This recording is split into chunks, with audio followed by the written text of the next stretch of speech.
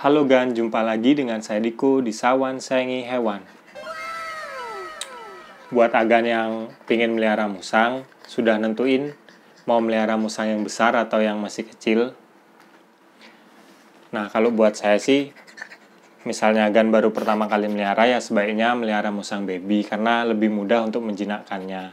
Tapi buat Agan yang pengen melihara sudah besar, pasti pernah kan ngalami kenapa sih musangnya itu kalau di owner sebelumnya itu jinak, pas kita bawa ke rumah kita dan kita kenalkan dengan owner yang baru atau kita sendiri, musangnya itu jadi nggak terlalu jinak.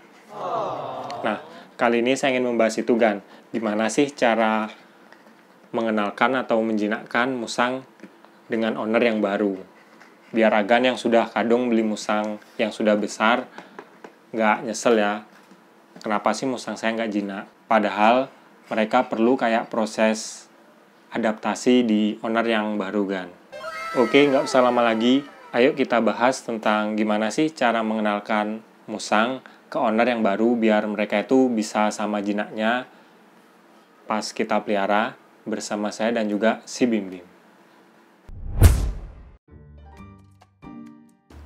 Langkah yang pertama untuk mengenalkan musang kepada owner yang baru yaitu kita taruh kandangnya di tempat dimana kita biasanya lewat Gan. Pokoknya kalau bisa setiap jam itu kalau kita lagi ada aktivitas, musang itu bisa ngelihat karena semakin sering dia ngelihat kita, jadi semakin besar harapannya dia tuh mengenal kita gitu loh. Jangan misalnya Agan baru melihara musang yang gede, Agan taruh kandang yang jauh dari tempat kita aktivitas, nanti sampai kapanpun musangnya nggak akan kenal dengan kita Gan. Yang kedua, saat kita sudah dekat sama musang, jangan pernah terlihat sebagai ancaman oleh musang Gan. Karena namanya musang kan, ya mungkin mereka nggak tahu apa yang kita ngomong atau apa yang kita lakukan kan. Pokoknya mereka cuma ngelihat kita tuh sebagai ancaman atau tidak. Nah, cara musang melihat ancaman tuh biasanya dilihat dari suaranya Gan. Kalau misalnya kita bersuara keras, padahal sebenarnya kita nggak ngapa-ngapain dia kan. Nah, otomatis musang akan melihat kita sebagai ancaman. Yang kedua, dari gerakan kita Gan. Gerakan kita itu kalau kelihatan kayak terlalu cepat gitu loh gerakannya, jadi musang itu juga akan takut Gan. Dan yang ketiga, ini sering sekali ya dilakukan oleh orang yang baru pertama kali melihara musang, apalagi udah besar, yaitu kayak godain dia. Godainnya itu padahal musangnya belum jinak, kita coba elus, kita kayak misalnya panggil namanya, misalnya Moli, Moli, Moli gitu. Kadang-kadang musang itu nggak nyaman, kalau mereka itu belum jinak tuh nggak nyaman kan dengan gitu. Kayak kita tuh kesannya kayak godain mereka gitu loh. Nah, solusinya itu sebenarnya sederhana. Setiap kita dekat dengan musang, kalau bisa kita tuh slow, anteng, ngomongnya pelan. Misalnya, Bim, ini. Ya kalau meskipun kita nggak bisa ngelus ya, pokoknya di depan dia tuh kita tuh terlihat tenang, santai. Sampai musangnya tuh ngenalin kita bukan sebagai ancaman gitu loh. Yang ketiga, kita coba aktivitas di sekitar kandang musang Gan. Yang paling gampang, kita sapu-sapu sekitar kandangnya, kita bersihin, atau kita ganti alasnya, kita bersihin tataan kandangnya gitu dari kotoran musang. Dan yang paling sering tuh kita kasih makan ya, walaupun kita belum bisa ngasih makan langsung, nyuapin, kita kasih makan di tempat, kita taruh di kandangnya. Pokoknya sebagai owner tuh sering aja aktivitas di sekitar musang itu loh. Saya yakin lama-lama musangnya itu juga akan kenal sama Gan. Dan soal makanannya, sebaiknya ya Gan, kita tuh ngasih makan musang sesuai dengan owner sebelumnya ya, meskipun misalnya kita nggak cocok sama makanan dengan owner sebelumnya, tapi karena kita proses untuk menjinakkan dan mengenalkan musang ke kita sebagai owner baru, coba kasih makan owner sebelumnya dulu biar dia nyaman dulu lah Gan. Nah, kalau misalnya musangnya udah semakin anteng, semakin jinak, baru kita berangsur-angsur kasih menu makanan yang kita sukai gitu loh kepada musangnya.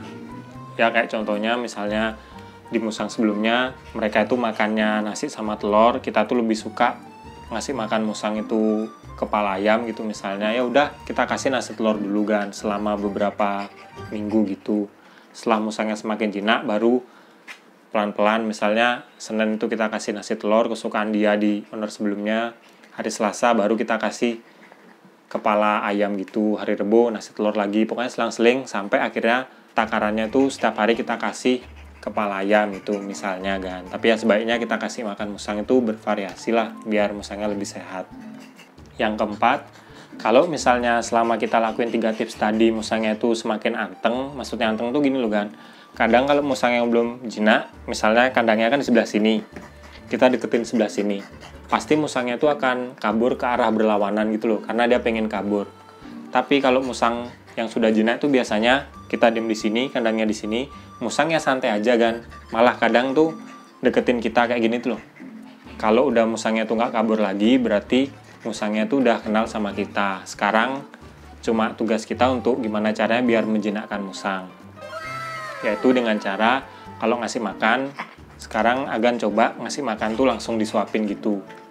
Kalau nyuapin yang paling bagus sih menurut saya di pagi hari ya kan. Karena pada saat pagi tuh biasanya musang kelaparan banget. Kita kasih apa pasti makan. Makanya kita suapin kan. Tuh, ya entah kita kasih pisang atau makanan lain. Kalau bisa makanan padat yang bisa kita kasih langsung. Kalau kita ngasih nasi telur kan susah, gimana caranya kita ngasih gitu loh. Kita kasih makan langsung. Setelah itu ya lus tipis-tipis gini aja, yang paling gampang badannya itu kan. Nih badannya kita lus. Jangan, kalau misalnya belum jinak jangan dilus kepalanya ya, karena musang tuh nggak suka dilus kepalanya kan kalau belum jinak. Sama kalau misalnya kita mandiin, ya mandiin aja musangnya. Kan namanya kita mandiin kadang kita gosokin, ya itu juga namanya interaksi kan. Ya seringin aja lakuin hal kayak tadi. Saya yakin lama-lama musangnya juga pasti akan jinak, minimal jinak dengan kita kan. Nah yang terakhir, kalau misalnya musang udah jinak sama kita, tugas kita tuh gimana caranya biar musang tuh jinak sama orang lain juga kan. Caranya itu ya sering aja kita ajak keluar, bisa digendong, bisa dipakein harness, ya kita ajak keluar biar dia sambil explore gitu, biar dia kenal orang. Tapi Agan juga harus hati-hati ya kalau misalnya musangnya tiba-tiba gigit orang. Karena kan musang tuh sebenarnya kalau udah jinak, mereka tetap akan gigit. Cuma bedanya gigitnya tuh kayak gini loh kan. Sini. Gigitnya tuh kayak bercanda. Tapi kan kalau kita sebagai ownernya, kadang kita tahu musang itu gigit bercanda, ya kita diem aja. Nah nih, pasti dilepas sendiri kan. Tapi beda sama orang lain. Kalau digigit musang kan mereka refleks akan narik dan berdarah. Nah itu harus hati-hati kan. Jaga musangnya biar nggak gigit orang lain, nanti jadi masalah. Oke kan, tadi itu beberapa tips tentang gimana sih cara mengenalkan musang dengan owner yang baru. Ya intinya dari semua yang saya bilang itu, Agan harus telaten dan sabar aja kan, karena setiap musang itu beda lah. Ada yang jinaknya cepet, ada yang lama. Yang penting kita lakuin terus menerus. Saya yakin kalau kita ngelakuin dengan sepenuh hati, musangnya pasti akan kenal sama kita dan akhirnya dia menjadi jinak kan. Oke, sekian video dari hari ini. Kalau Agan suka sama video ini, jangan lupa like dan juga subscribe. Nantikan video terbaru saya dari Sawan, karena saya upload video tentang hewan setiap hari Jumat kan. Kalau hari Minggu saya upload tapi video short kan. Aktivitas saya dengan hewan-hewan saya. Nah, kalau misalnya Agan ada pertanyaan tentang hewan yang saya pelihara, langsung aja komen di bawah. Nanti kalau misalnya pertanyaan bagus, saya pasti buatin videonya. Sekian dari saya dan juga si Bim Bim. Salam hewan lestarikan. Bersama saya dan juga si Bim Bim. Nih, musang pandan yang udah mulai kurus. Saya dietin kan.